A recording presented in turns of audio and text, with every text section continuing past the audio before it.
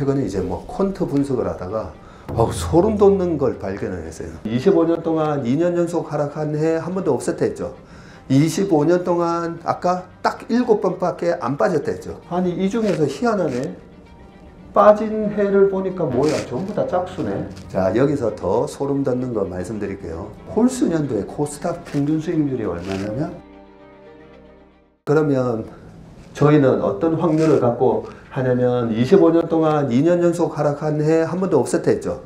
25년 동안 아까 딱 7번밖에 안 빠졌다 했죠. 그 7번 빠졌는데 2년 연속 하락한 해가 한 번도 없어요. 2000년도에 빠지고 그 다음 오르고 2002년도에 빠졌고 2008년도에 빠졌고 9년 10년 오르다가 2011년도에 빠졌고 2018년? 그러니까 작년 한 번도 연속 빠진 적이 없어요. 그리고 더 재미난 게 아니 이 중에서 희한하네. 빠진 해를 보니까 뭐야, 전부 다 짝수네.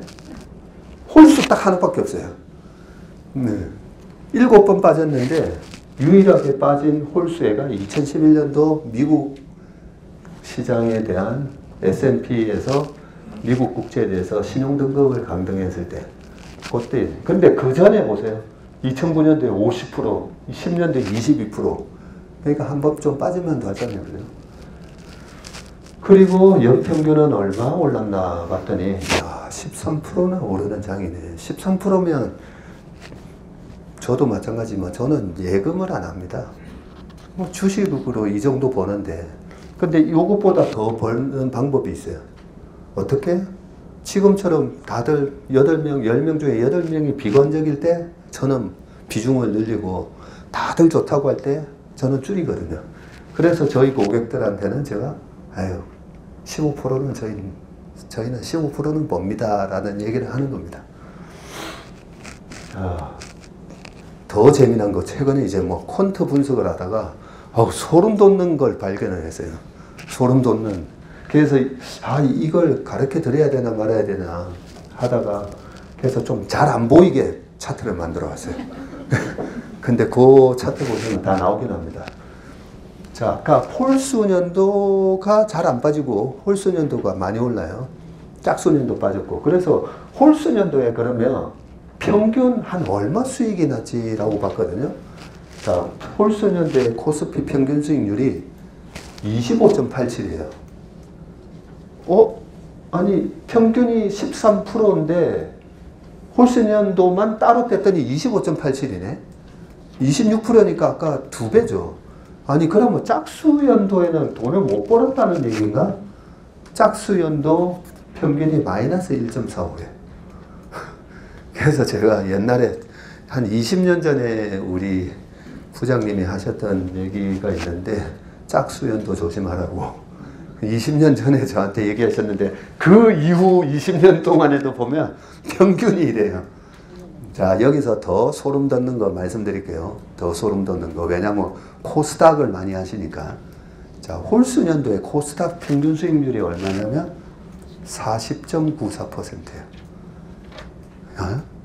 코스닥은 뭐 이렇게 별로 추세도 별로 없던 것 같은데, 그러면 도대체 짝수년도의 코스닥은 마이너스 17.5%예요. 그래서 그다음 우리나라에 10년 주식 사면 10년 투자해야 된다. 10년 꼭 들고 가야 된다. 저는 아니라고 했잖아요. 저는 아니라고 한 이유가 이렇게 한 해 한 해 수익률이 다릅니다. 한 해 한 해.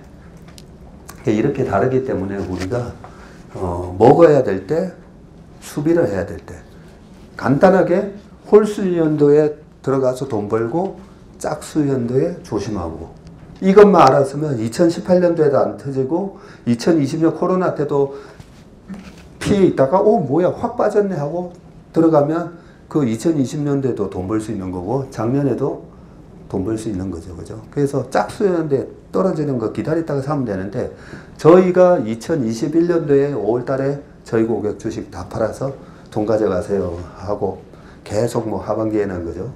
쉬어야 됩니다 뭐 하고 작년 5월 달부터 다시 샀어요. 5월, 3,300 갔는데 2,600에서 주식을 살 수 있는 기회를 주니까 샀더니 더 떨어졌어요. 근데 괜찮아요. 왜냐면 PBR 1배 밑에서 샀으니까. PBR 1배 밑에서 사니까 안 터지니까. 터지지는 않을 거니까요. 올해 얼마를 많이 버냐 요 부분이 문제지. 그런 차원에서 한 달에 2, 3조의 파생 상품을 과거에 매매를 하면서 정말 실전 투자를 하기 위해서 박세익 전무가 쉽게 풀어주는 차트의 정석이라는 강의를 준비했고요. 차트의 정석 1, 2, 또 차트의 정석 부록해가지고 3권의 교재와 함께 총 30강의 강의가 마련이 되어 있습니다. 네, 올해 한 해도 화이팅 하시고요. 모두 다 2023년 행복한 부자 되시기를 진심으로 기원합니다. 여러분들도 주식 투자를 하실 때 이런 평균, 우리나라 시장의 평균은 어떻는지 그런 개념을 좀 알고 하셔야 된다는 거. 아까 이거 보여드렸죠? 요것도 한국 시장은 외국인이 사야 오르지 않냐? 맞습니다. 2008 이게 분기 차트거든요. 분기 차트 한 분기 이게 2007년 말에 고점 찍고 2008년도에 보면 내내 빠져요. 하나, 둘, 셋, 넷, 다섯 분기 연속 빠지고 나서 올라오는데 이때 2009년 경기 안 좋았어요. 안 좋았는데 올라옵니다. 근데 환율이 계속 떨어지네. 그리고 외국인이 2009년 3월부터 계속 삽니다. 계속. 자, 그러면 지금은 어떤가? 하나, 둘, 셋, 넷, 다섯, 5분기 연속 빠졌어요. 그죠? 돌아서죠? 에이, 저거 모듈이 반등 아닌가? 라고 했는데 환율 떨어지고 외국인이 외국인이 사고 있네. 그죠? 그리고 아까 달러로 전환을 해서 본다 했잖아요. 달러로 전환을 해서 보면 템플턴 같은 경우에 우리나라 IMF 때 증권주 사서 700% 나는 벌고 나왔다 그래요. 아니 어떻게 700%가 나오지? 우리가 봤을 때 IMF 때는 코스피가 76% 빠졌지만 환율이 올라갔잖아요. 외국인이 봤을 때 달러로 보니까 87% 빠졌어요. 그리고 올라갈 때는 원화가 다시 강세가 되니까 코스피가 올라간 것보다 훨씬 더 수익이 나죠. 이번에 코로나 때, 코로나가 아니라 이번 빠졌잖아요. 고점 대비 36% 빠졌거든요, 코스피가. 근데 달러로 딱 전환해보면 이번에 50% 빠졌어요. 제가 50% 빠지면 눈 감고 사야 된다라고 말씀을 드리는 이유가 아까 우상향이죠. 우리나라, 미국 다 우상향인데 50%가 마이너스 났다라는 말은 무슨 말이냐면요. 10,000원이 20,000원 되면 100% 올랐잖아요. 근데 20,000원이 다시 10,000원이 되면 마이너스 50%죠. 그 올랐던 거 다 토해냈다는 얘기예요. 다 토해냈다. 근데 우리나라가 성장을 안 하는 나라인가 보면 성장하잖아요. 그런 측면에서 보면 이 50% 마이너스를 보면 외국인 입장에서는 야, 한국이라는 나라는 방탄소년단뿐만 아니라 정말 이제는 독일, 일본 막 앞서는 그런 나라인 것 같은데 주가가 50%나 빠져졌어? 그러면서 사는 겁니다. 그러면서 그런 개념으로 보시면 되고 작년에 주식하고 채권이 다 터졌는데 양방으로 다 터진 게 몇 번 안 돼요. 1941년, 69년, 22년. 뭐 요때인데 41년도에 요때 12월 달에는 진주만 공격이 있었고요. 그리고 69년도에는 베트남 참전도 있었고 그 이후에 봤더니 우리가 no pain, no gain이라 했잖아요. 작년에 아주 페인풀한 그런 해였는데 빅 페인일수록 빅 게인이에요. 그 이후로 봤더니 주식 채권 다 벌더라는 거죠. 양방으로 다 터졌던 69년, 41년 이후에 이렇게 다 벌더라. 그리고 반드시 또 하나 아셔야 될 게 우리 최 부장님한테 미안하네. 이거 시간이 근데 아셔야 돼요. 이 어닝 쇼크 났다 하잖아요. 올해 뭐 이익이 급감하고 뭐 이럴 때마다 제가 우리 직원들하고도 회의를 하면서 요 얘기합니다. 자, 10억씩 이렇게 10년 동안 100억이 나는 그런 건물이나 그런 주식이 있으면 10억에 곱하기 PER 10배 하면 이 주식은 시가총액이 100억이 되는 게 맞잖아요. 근데 올해 이익이 반토막이 난대. 내년에도 이익이 반토막이 난대. 야, 이익이 반토막이 나면 그러면 주가가 도대체 얼마 빠져야 되나? 50% 빠져야 되나? 내년에도 이익이 반토막? 야, 그러면 주가가 70% 빠져야 되나? 이런 생각 하잖아요. 근데 한번 보세요. 올해 이익 반토막 났어요. 내년에도 이익 반토막 났어요. 하지만 내후년에는 다시 경기가 회복해서 10억, 10억씩 나와요. 그럼 다 합치면 얼마예요? 90억이에요, 90억. 그러면 주가는 얼마 빠져야 되죠? 10% 빠지면 되는 거예요. 근데 사람들은 이익이 반토막이 난다라고 하면 주가가 50% 빠져야 된다라고 착각을 해요. 이 착각 때문에 아까 말씀드렸던 첫 번째, 저렇게 2년 연속 경기가 부러지지도 않을 뿐더러, 그리고 설사 부러진다고 해도 주가는 10% 빠지면 돼요. 요 두 가지만 아시면 돼요. 그래서 하이닉스가 2018년도에 20조 이익을 냈는데 그 다음 해에 2조 7천억 내면서 이익의 87% 가까이 급감을 했다라고 하면서 주가 차트를 봤더니 그걸 미리 선반영을 하면서 2018년도에 고점을 6월 달에 쳤다가 계속 빠져요. 최근처럼. 계속 빠지는데 아이고 2019년도 1월 달에 이렇게 올랐는데 얘네들이 정신이 있나 없나. 이익이 보세요. 1.37, 0.64, 0.47, 0.24 이 계속 빠지죠. 2019년도에. 말도 안 되게 빠져요. YOY로 보면 작년 4분기에 4조씩 나다가 뭐야 2,400억? 작년 3분기에 6조 났는데 4,700억? 주가 어떻게 돼야 돼요? 박살나야 되죠. 2019년도에 주가가 이렇게 됐어요. 이게 연봉 차트거든요. 2018년도에 44% 빠졌다가 그 다음에 55% 올라가요. 그런 걸 아까 이익이 이번에 많이 부러질 거다. 지금도 똑같은 얘기하고 있죠. 아, 하이닉스 이제 올해 막 6조 손실, 4조 손실이냐 막 이러고 있잖아요. 그리고 내년에 회복한대요. 그러면 10년치 다 더하면 주가는 얼마 빠져야 되나? 근데 이번에 주가 보세요. 박살 50%는 빠져있어요. 그런 차원에서 삼성전자든 하이닉스든 반도체 그런 질문도 지금도 되게 많이 하잖아요. 우리 아까 최상무가 보여줬잖아요. 미리 선반영을 했고 주가는 또 올해 이익이 박살나도 괜찮아요. 내년에는 챗GPT뿐만 아니라 뭐 자율주행까지 이제 가세한다 그러고 데이터 센터 아마존이 3년 4년 만에 교체한다고 했더니 5년 동안 교체 안 했어요. 데이터 센터에 대한 메모리랑 교체를 안 하다가 이번에 이제 서버 CPU도 나오고 하면서 이제 본격적으로 바꾸는 교체 주기가 돌아오는데 DDR4가 아니라 이제 DDR5로 바꾸게 되죠. 그런 거 감안을 하면 야, 지금이 얼마나 이런 좋은 주식을 싸게 살 수 있는 기회를 주는가. 뭐 키움증권도 뭐 비슷한 이렇게 있습니다. 은행주는 옆으로 기는데 증권주는 우상향이에요.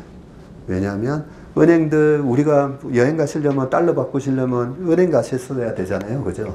옛날에는 외환은행만 가다가 그 다음에 시중은행 다 하다가 지금은 달러 바꾸시려면 교보증권을 이용하시면 돼요.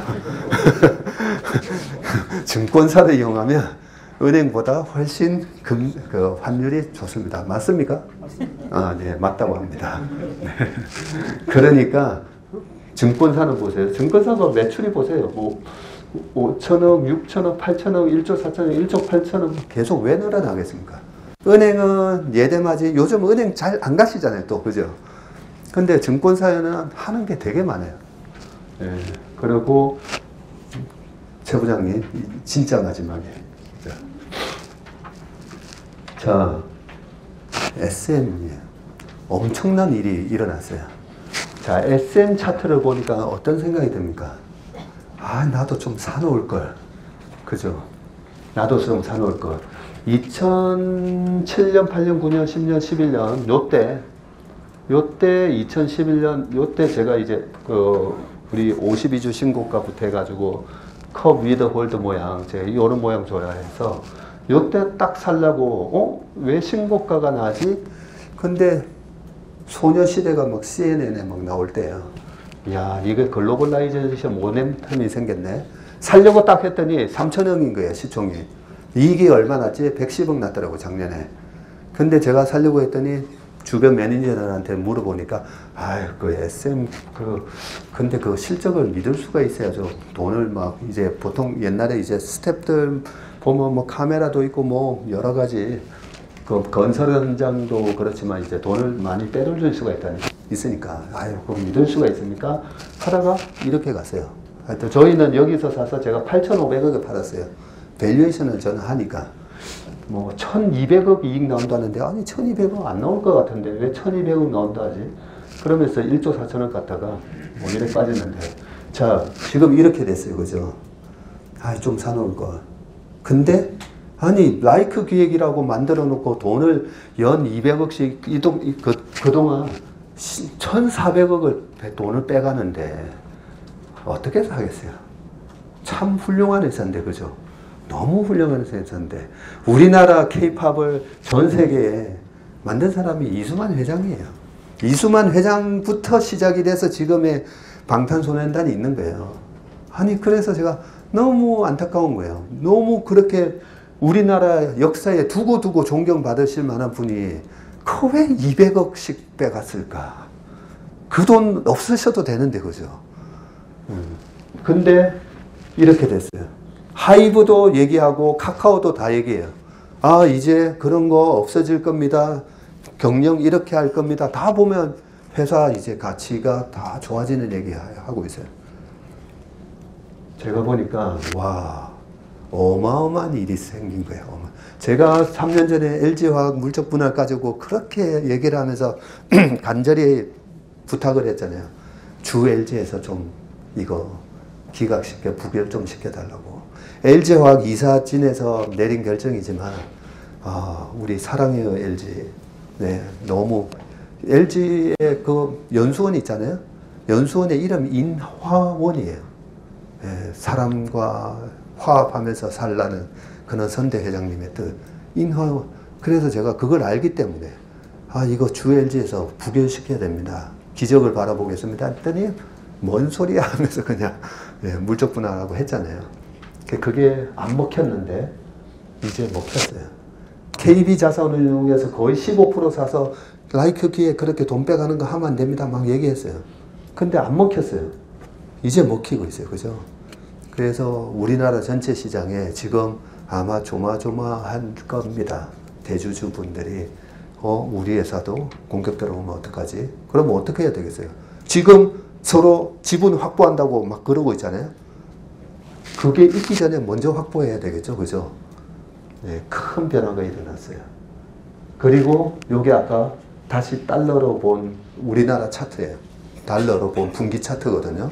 자, 그래서 제가 달러로 보니까 어때요? 참 한심하죠. 2007년도 주가 수준이에요. 지금 코스피가.